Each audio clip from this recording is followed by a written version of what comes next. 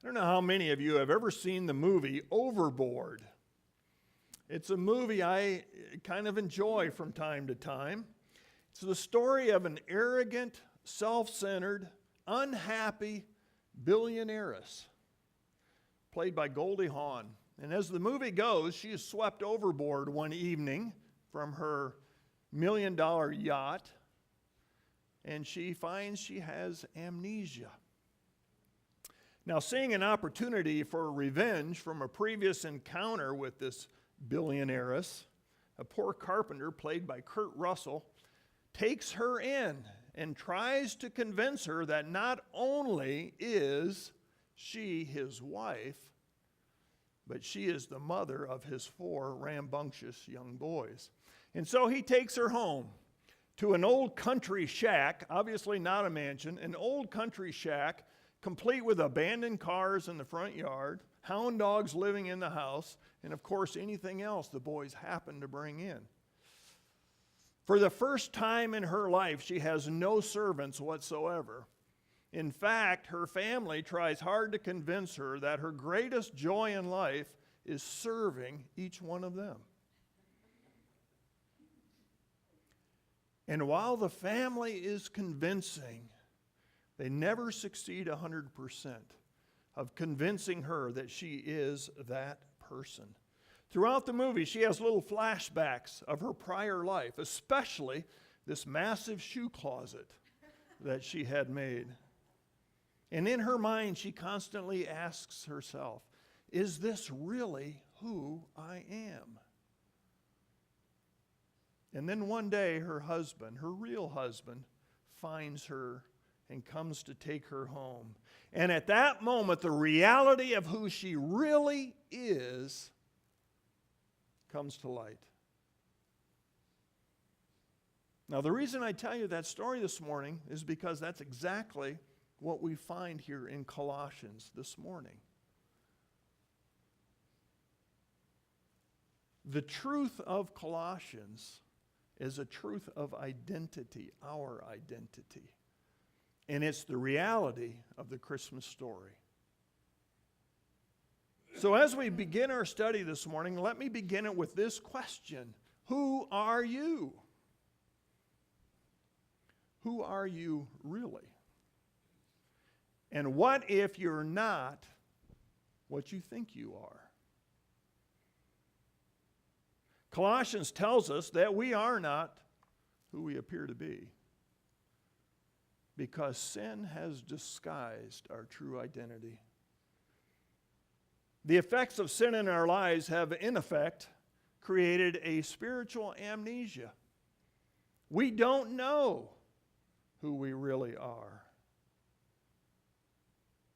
But when heaven comes to us, it comes as a messenger of truth that descends on Bethlehem and reveals to us our true identity. In a sense, he gives us back our identity. The messenger baby returns to earth and says, "This is who you really are." No longer are heaven and earth separated by this giant chasm of sin. Heaven comes to us and reveals to us that we still are what we were created to be.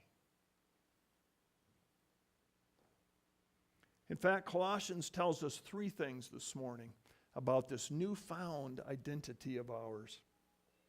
First, we'll learn that our foundation determines our identity. And second, our identity determines our walk. And finally, our identity determines our direction. Let's begin by looking at verse 6 this morning. So then, just as you received Christ Jesus as Lord, continue to live your lives in Him, rooted and built up in Him, strengthened in the faith as you were taught, and overflowing with thankfulness. Colossians teaches us first that our foundation determines our identity. instinctively, I think we all understand that. If we were to plant a grapevine in the yard, we would expect a grapevine to grow from that. If we went into the city and we saw a construction crew ripping up an entire city block, digging a giant hole, filling it with concrete, we would assume that one day we will see a giant building setting on that foundation. Our foundation determines our identity. If we plant a grapevine, we expect to see a grapevine, not an apple. If we build a giant foundation, we expect to see a tall building, not a little bungalow. And when the baby Jesus came and gave us a new identity, we should expect that that identity would be grounded in the foundation on which it was built. And Colossians tells us that our foundation is a baby in a manger. In fact, Colossians says we are rooted in him. Notice, just as you received Christ Jesus as Lord, the passage says. That word received refers to something that's happened in the past. But it also refers to something that somebody else did for you. Sometimes at this time of the year, the commercials drive me a little nuts.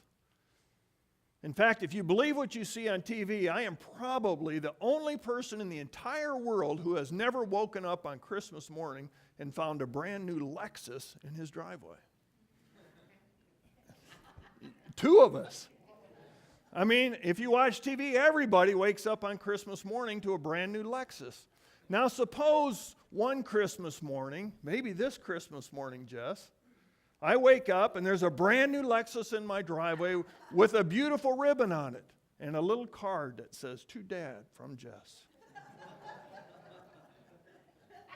What an extravagant gift. But can I take any credit for that gift? No, it was a gift. I didn't earn that gift. The only thing I can do is receive that gift. That's the only part I can play in that gift. By the way, I have it on good authority. None of you are getting a Lexus this Christmas. But according to Colossians, you are receiving the gift of a baby in a manger. A baby that will be the Lord of your life. And the question is, will you receive the gift? Because according to Colossians, those who receive that gift have a new identity. And once we are in Jesus, then his story becomes our story. His life becomes our life. His Father becomes our Father. Because according to Colossians, we are rooted in him. Not surprisingly, Colossians also teaches us that our identity determines our walk. Our identity determines our walk. Look at verses 6 and 7 again. So then, just as you received Christ Jesus as Lord, continue to live your lives in him. That phrase there, continue to live your lives in him, is better translated, continue to walk in him. I find that amazing. Because our original identity that existed before sin found us walking with God. But now our new identity that we find from the baby finds us walking in Jesus. Before we walked with God, and now we walk in Jesus. And I think the significance of that is that when you walk with somebody, at some point in time, you have the option of turning around and walking away. And that's exactly what happened in the garden. Man turned away from God and walked away. But in Jesus Christ, we find our identity in him. In, that preposition in, denotes a fixed location. You can't get closer than being in somebody. Because if you are in somebody, you do not determine the direction you're going, do you? 3 times in verse 7 alone, the passage tells us that we are in Jesus Christ. So often when we do an act of kindness for somebody, we like to say, I really want this person to see Jesus in me. But if you read our passage this morning, we'd probably have to say that's bad theology.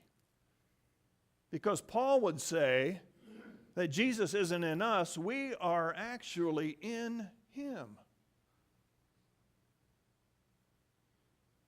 You see, if Jesus is in us, we determine where he goes. If we are in him, he determines where we go. Think about that. A pregnant mother doesn't go wherever her baby takes her. The baby has given up his will for her. He cannot exercise his own will. Rather, he yields to the will of the mother. The baby goes wherever the mother goes.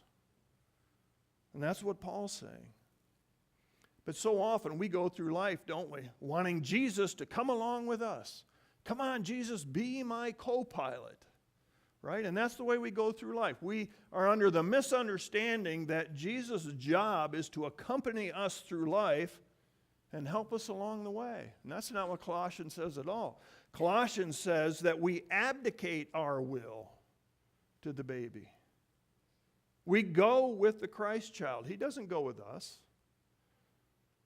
Our new identity takes us wherever he goes. 7 times in our passage this morning, Paul emphasizes that our identity is one that has its foundation in Jesus Christ. Now, Paul understands the difficulty of that concept.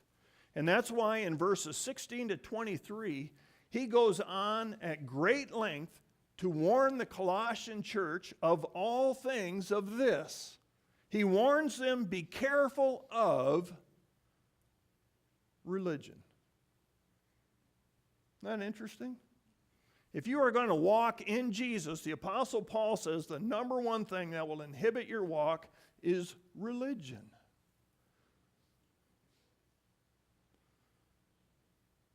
Man-made religion tends to box God into parameters that God hasn't set for himself. Paul warns the church, be careful of those things. Be careful of those things. Specifically, he talks about a few very clear things that we still see in the church today. First, he warns them, be careful of those who try to force upon you specific days and times to worship. Paul's not saying here, don't go to church. Paul's saying if that is a requirement, at some point you've missed the point of Sabbath. Secondly, Paul says, be careful of those who insist upon you entering into some kind of ecstatic worship. If you look at verse 18 in this passage, you'll find him referring to those who worship angels. What was happening in the Colossian church wasn't that they were worshiping angels, but there was a group that was teaching the church that in order to be a real Christian, you had to elevate your prayer life and literally join your prayers with the angels who surround the throne of God. And evidently it was some kind of ecstatic worship form that most of the church didn't have. Paul says, don't go there. He says they have lost their connection with the head. Be careful. Paul also says, don't get caught up in a bunch of do's and don'ts. We see that in verse 21. Those are man-made religions, and they inhibit our ability to walk in Jesus Christ. Paul says this in verse 22. These rules, which have to do with all things that are destined to perish with use, are based on merely human commands and teachings. Such regulations indeed have an appearance of wisdom, with their self-imposed worship, their false humility, and their harsh treatment of the body.